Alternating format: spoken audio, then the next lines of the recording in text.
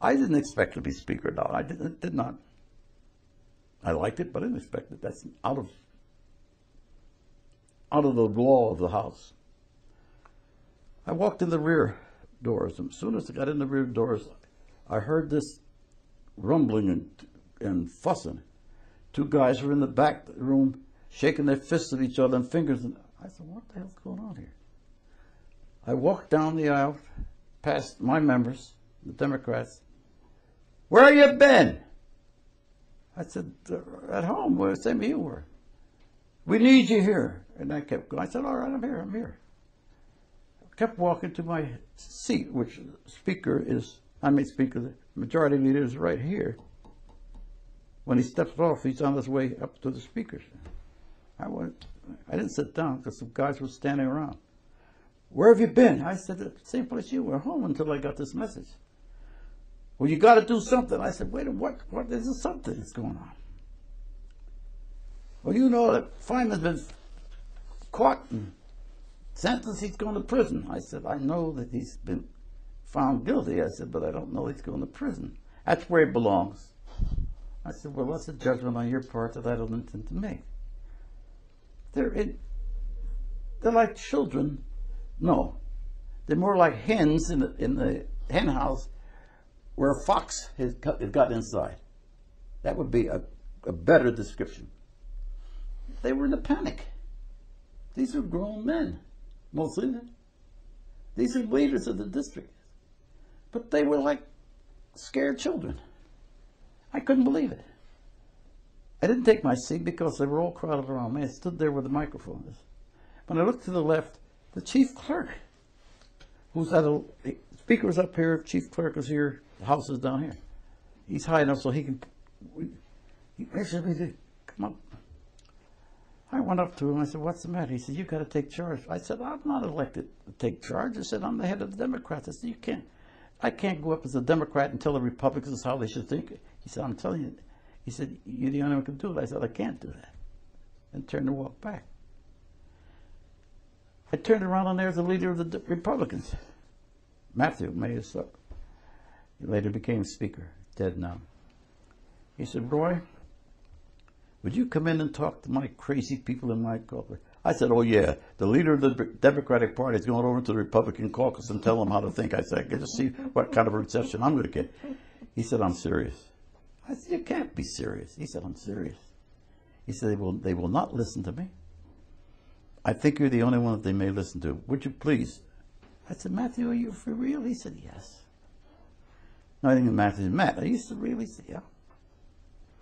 I said, oh, well, I've been thrown out of bars before, so I guess if I get knocked around, it would be all right. So I walked behind him. Went into the caucus. First thing I got is, we've been waiting for you. I said, the Republicans have been waiting for me? I didn't say it out loud. I said, well, I'm here. What can I do? You can take charge. That's what you can do. I said, I'm not taking charge. I said, I'm not the Speaker. You're the next Speaker. I said, you're the next Speaker. We don't want to argue about it. No one else can do it. Go ahead. I turned to Matt. I said, boy, that was a long speech I made, wasn't it? He laughed. He said, that's how they feel. I walked back and one of the big guys I said, what the hell do those bastards want? I said, they're talking to me, the next Speaker. Well, you are. That's the first time it was to the Republicans, the second time it was here to the Democrats. I said, speakers are elected. I said, you can't just, well, you're going to speak, you're the Speaker. Oh, no, still argue.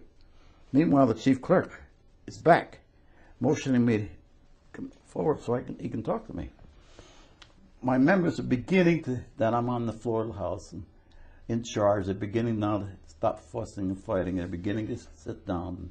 They're not all sitting down, they're still in bunches, but they're a lot better than they were when I walked in. When I went up to the chief clerk, he said, Mr. Irvis, he said, you cannot refuse this. I said, what do you mean refuse it? I said, you know what's better than I do. The Speaker has to be elected. You can't simply announce, I'm the Speaker. He said, I don't care what you announce. He said, I don't care what you call yourself. He said, you've got to calm them down. I said, what the hell makes you think they're going to be calmed down? He said, look around you. He said, they're already feeling a little more safe because you walked to the floor. I said, I don't think that. I said, I think it's just worn out.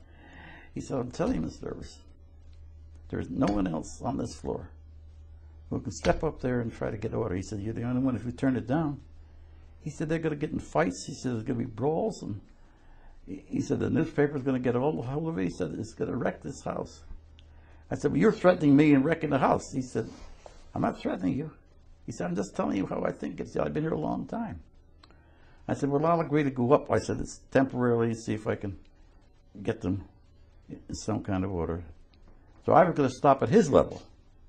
Yeah, he said, you got to go up to the speaker's level.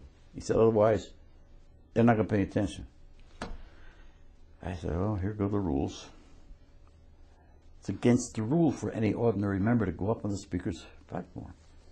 The only one who has the right to go is the person who's invited or the speaker. Or one of his staff, who's automatically told him.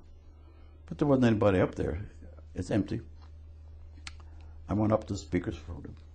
Without thinking, didn't do it deliberately, picked up the mallet, and there's like a stone that you hit with a mallet, and smashed the mallet down.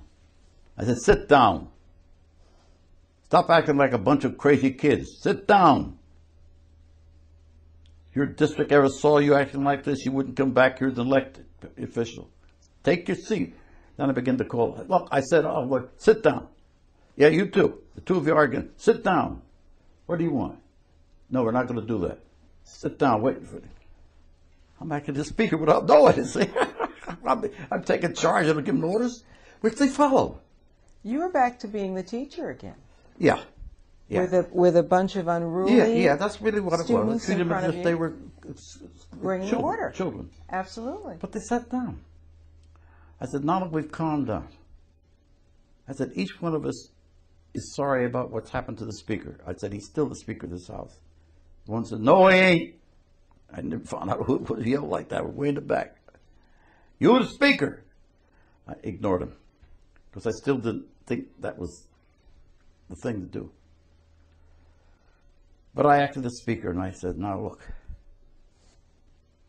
we're all acting like scared children. Each one of us is a leader in his own district. I'm going to ask you to go quietly out of here. Go to your offices. Let us meet again tomorrow at 10 o'clock. I'll be here. Let us do it calmly. Let us get this thing solved the way we must solve it. I said, you and I represent the people of this Commonwealth. They didn't send monkeys up here to do it. They didn't send people who were going to fight to do it. I'm glad nobody's in here from the newspapers. I said, so go out. Go to your offices. We'll meet again tomorrow.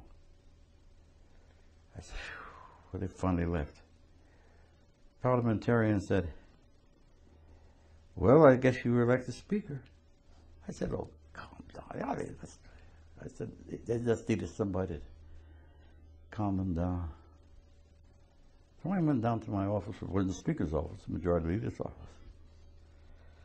And I said to my secretary, well, we got through that one. She said, yeah, but what are you going to do with the next one?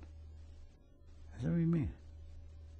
She said, according to you, you still don't have a speaker.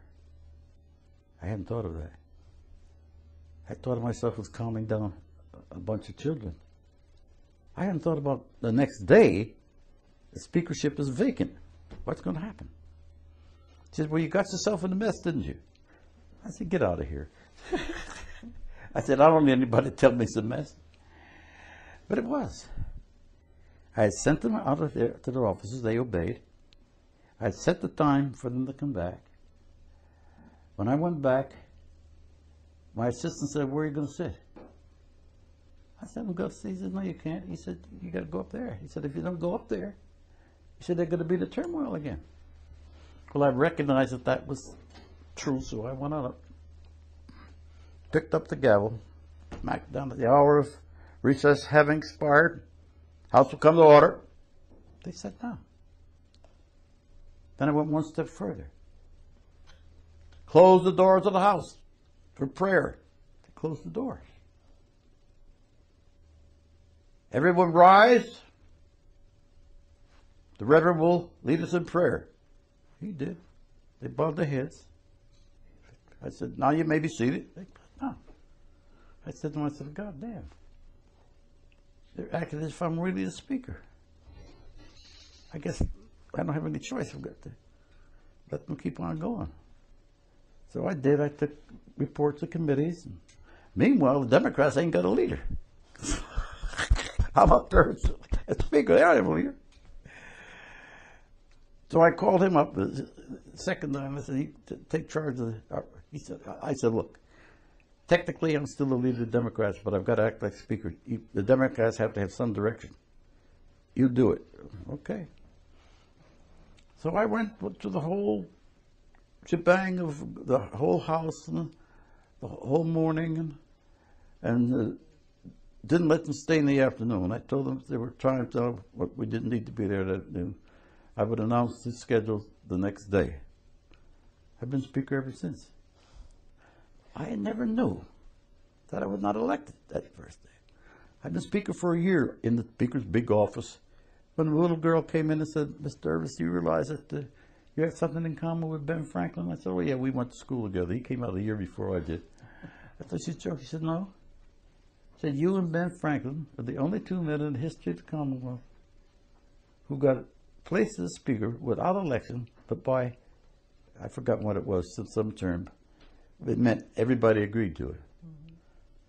I said, get out of here, kid, and keep that for yourself. I said, if they find out I've never been elected, they'll throw me the hell out of here.